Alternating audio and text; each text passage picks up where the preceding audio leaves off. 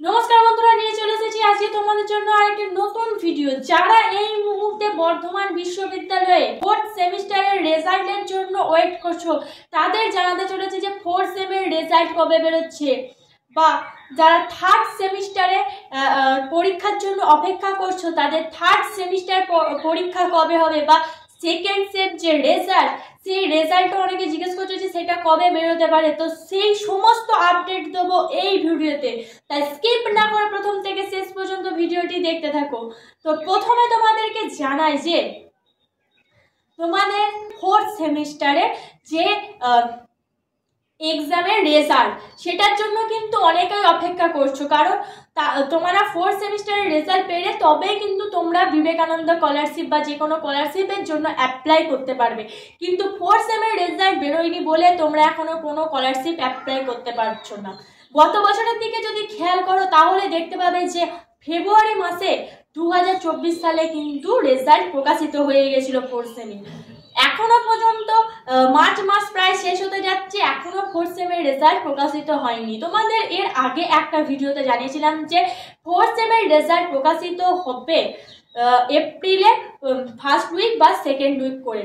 তো এখনো পর্যন্ত যা জানা যাচ্ছে যে MA পার্ট 2 এর রেজাল্টও কিন্তু এখনো প্রকাশিত হয়নি। এই দুটো বিষয় একসাথে চলছে, অর্থাৎ MA পার্ট 2 এর রেজাল্ট এবং তোমাদের ফোর্থ সেমিস্টারের রেজাল্ট, এই দুটো একসাথে চলার কারণে একটু বেরোতে দেরি হচ্ছে। তো তোমাদের এপ্রিল মাসের সেকেন্ড উইক নাগাদ এখনো বলবো যে তোমাদের রেজাল্ট বেরোতে পারে।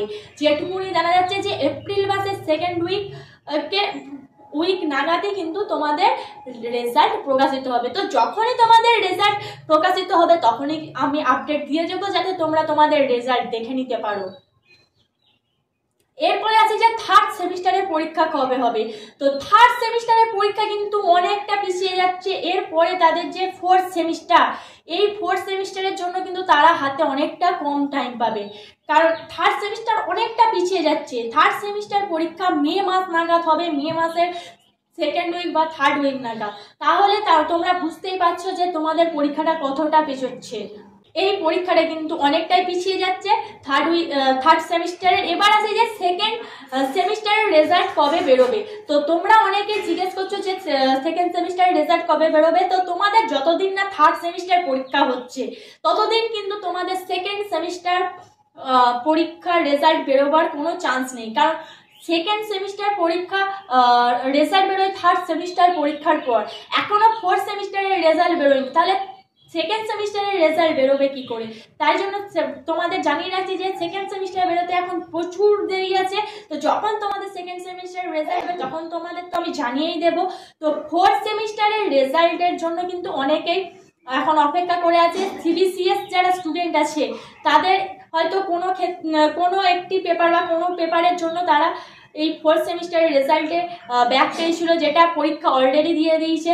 যদি এবারে পাস করে যায় তারা হয়তো ফাইনাল গ্র্যাজুয়েশন সার্টিফিকেটটা পাবে। তারা আটকে আছে তাদের গ্র্যাজুয়েশন সার্টিফিকেটের দিকে তাকিয়ে।